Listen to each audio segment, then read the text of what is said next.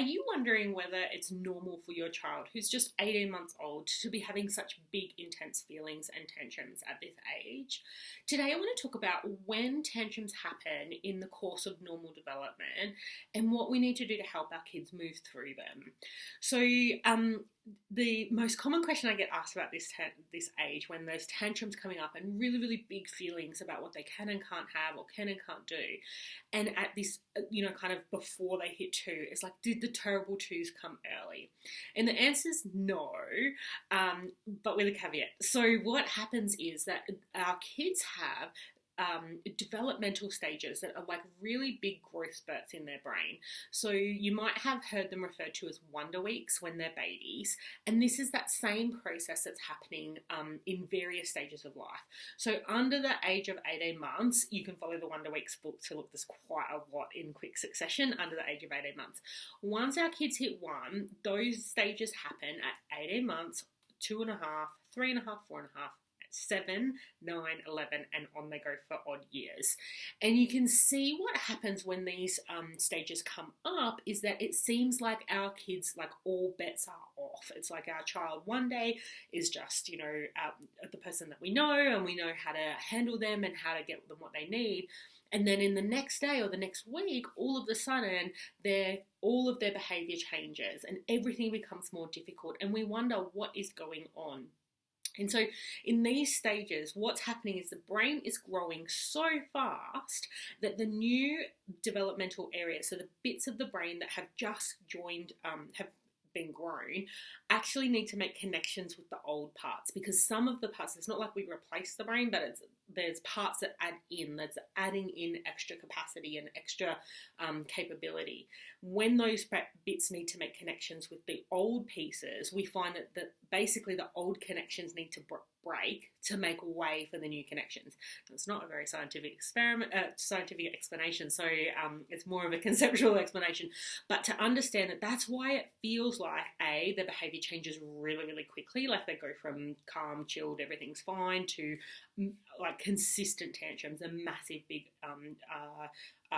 emotions over small things. And then the second thing we notice is that when we understand that that's what's happening, it's like no wonder all bets are off, because they actually don't have, like, the default behaviour isn't there. They actually don't know what to do. When a new problem comes up, it's like, I don't know what to do. I just know that this isn't great, right? So then they explode. So what we see happening in this particular age, so 18 months, is that what's often most frustrating is that they're not able to articulate why they're upset.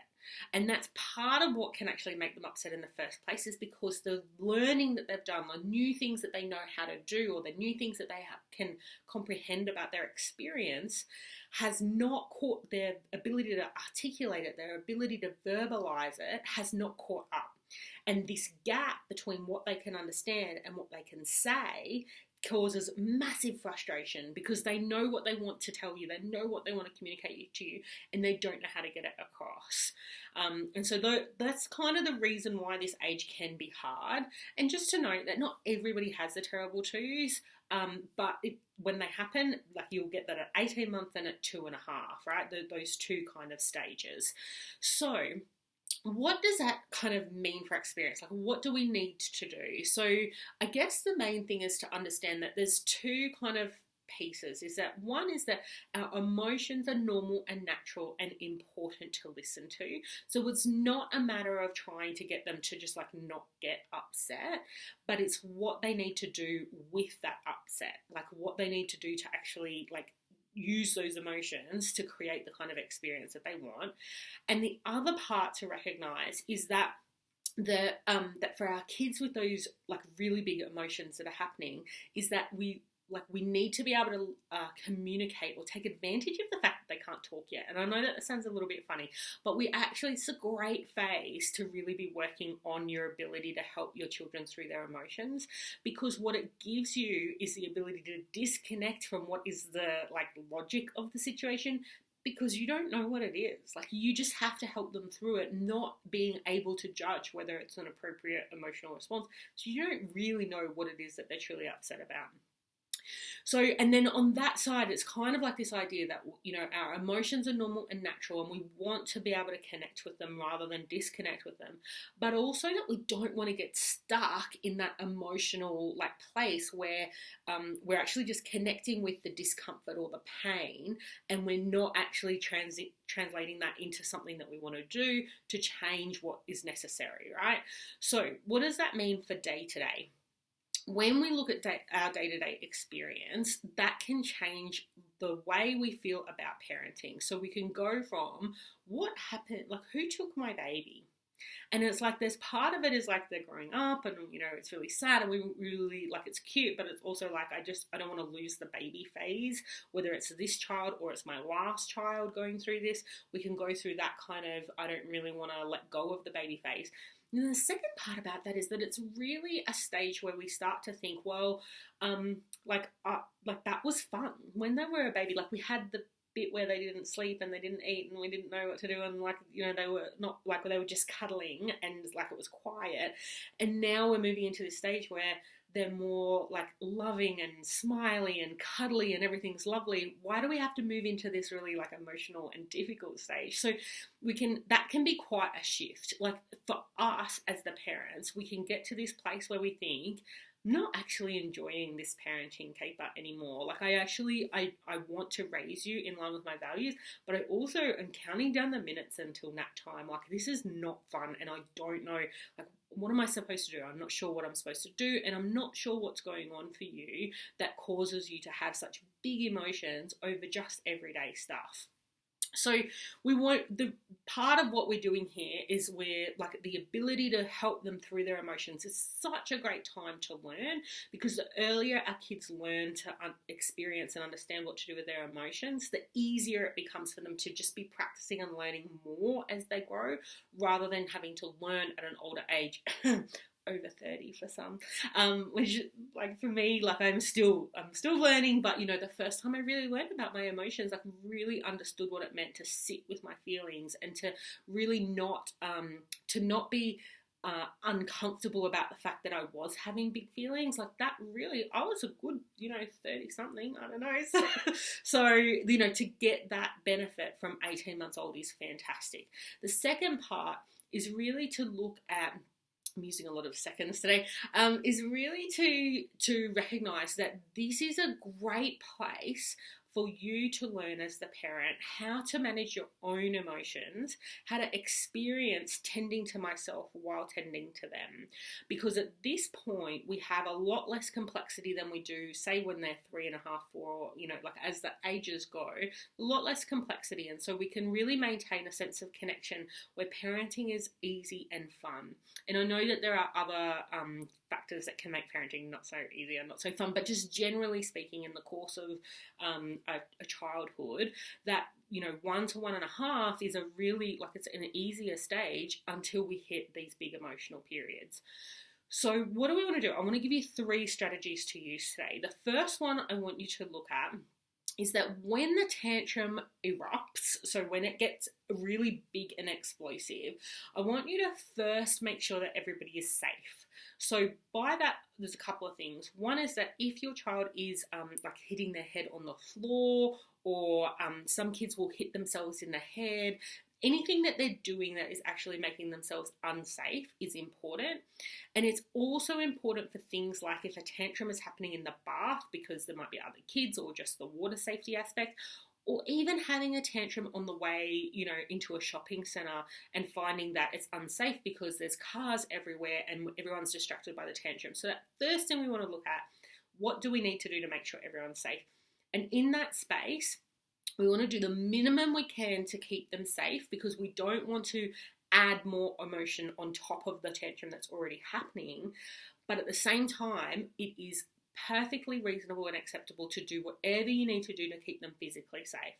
So if a child is like hitting their head on the floor, you can do something like putting a cushion underneath them. If they're hitting themselves in the head, you can put your hand here and you say, I'm just going to keep you safe at the moment.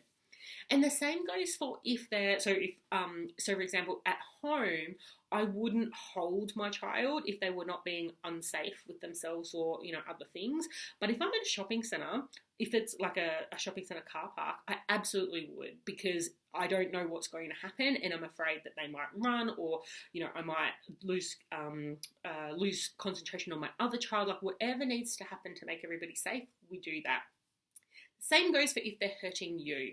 So if they're hurting you, sometimes I'll put my hand up and like just as you can see it's soft, but as they hit it, it's just giving a bit of resistance to stop the hit.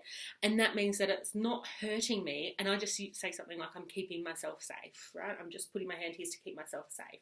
So that just protects me from getting hurt.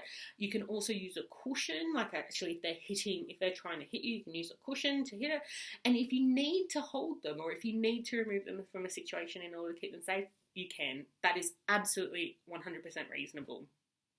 So once you've kept them safe, the next step is really to empathise.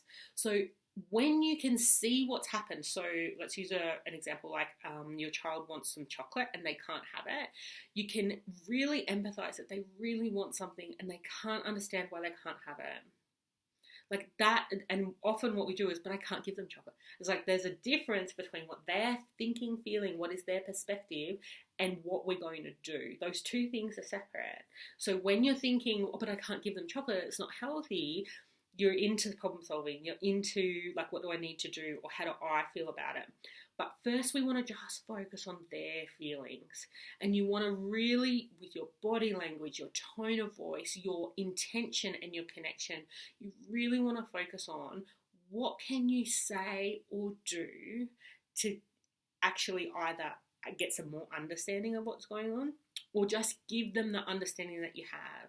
It's like, I know you really want some chocolate because it's so yummy and you want it now.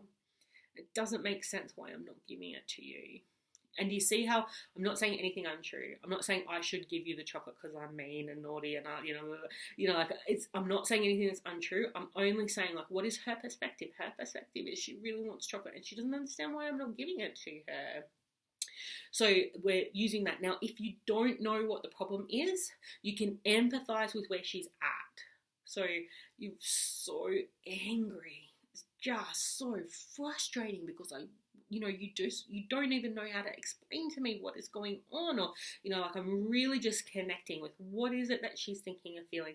And you can do that with body language. Like, you don't have to use words. I generally do because I'm a talkaholic, but you don't have to use words in order to empathise. You're really just sitting in those feelings with them. And that's the quickest thing that will really calm them down, is to use that empathy to help them to connect with what it is that's important and what we need to do. So that's the first strategy. The second strategy I want you to think about is really using this transition from babyhood to childhood. I want you to really use it as a chance to explore your feelings. How do you feel about your child moving into childhood as opposed to babyhood? How do you feel about someone having big feelings and you can't fix it? How do you feel when you need to be the bad guy? Like when you need to tell them that, because up until 18 months, you've had to say yes to basically everything that they want, because what they've asked for is milk and toys and cuddles. Like, there's no reason to say no.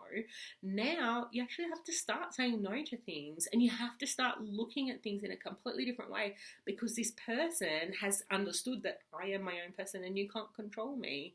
So how does that feel for you? What do you need to explore to really transition into this new phase? Even if this is a subsequent child for you, if it's not your first kid, it's still a transition. It's like this person is no longer a baby that everything that they want, I want to give them. Now, some things that they want they can't have, and some things that they could have, but is it really honouring me, or is it honouring their long-term well-being in order for me to say it? And it seems silly to say, how... of course we have to say no, like of course we have to do that for our kids, but there are some times where the area is grey and we have to make calls about what we are and aren't comfortable with. that's a huge transition for each child. It's a transition for them to move from babyhood into childhood and what that means for us. Now, and then the third strategy I want to talk about is looking for solutions.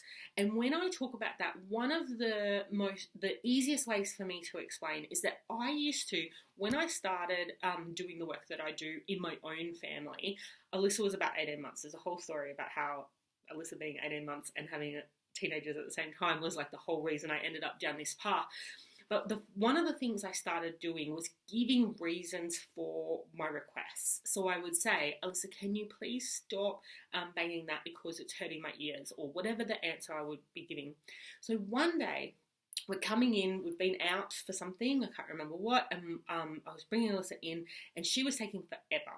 And I was thinking, Alyssa, can you please hurry up? And I didn't say it out loud because I knew I didn't have my reason ready yet. So like, Alyssa, can you please hurry up because... And, you know, the only way to finish that sentence was because I want to go inside and sit down. Like, so I'm going to be doing nothing. It was one of those, you know, had a small baby, toddler. I just wanted to rest. We didn't have anything on. And it was one of those things where it's like, her dawdling was not the standard. Like, we don't dawdle as adults, generally speaking. We are efficient. We need to get this thing and this thing and this thing done. We don't just hang around exploring the things in the car. And when she was taking forever, it just, like, it was my default. It was like, what difference does it make if I'm standing still here doing nothing versus sitting on the couch doing nothing? There's no difference. So I didn't ask her to hurry up. I just waited and I let her go. And so that, like, completely avoided a problem happening because there was no disconnect in what we had. Now, but it was only me thinking about what was my reason for asking her to change that made me realize we didn't have a problem here. So that once you start to really look at those reasonings, then you can start to see, like, what do they need, what do I need, and how can we do both of those things at once? And then a couple of days later, same scenario. She's taking forever out of the car, and I've switched. Instead of becoming more like responsive in the moment, I just switched my default. So my default used to be tell her to hurry up. Now my default is she takes as long as she wants because, you know, it's unreasonable for me to ask. So waiting for her to come out of the car. And on this day, I had parked out the front rather than in the garage, and it was freezing. And when I started to say that, you know, it was time to hurry up, and I was like, well, why is today different? Because I'm actually cold. And so I just said to her, can you please hurry up, sweetie, because I'm freezing? And so she did hurry up and we went inside. So the more you can look at those reasons, the more you can come together to look at what solutions you can come up that work for both of you. To recap those solutions, first we want to make sure that everyone's safe and then empathise. We want to explore your own feelings. This is a great time to really look at your own emotional regulation and get some support if you need it. That's something that I help my clients with all the time, is looking at their own emotional regulation. And then looking for solutions. And so often we will not see solutions that are there just because we're on default mode. So if you've got a problem where you're stuck, reach out and let me know, and let's talk about what we can come up with that will work for both you and your kids. So I'd really love to hear in the comments what has resonated, what will you try differently on the basis of hearing today's blog, and what really stood out for you as a key message. If you really like these videos, I have a mailing list where you can pop your email address into the link that I'll pop in the comments box, and I'll email you these videos every week as they come out. Thank you so much for raising kids that will change the world.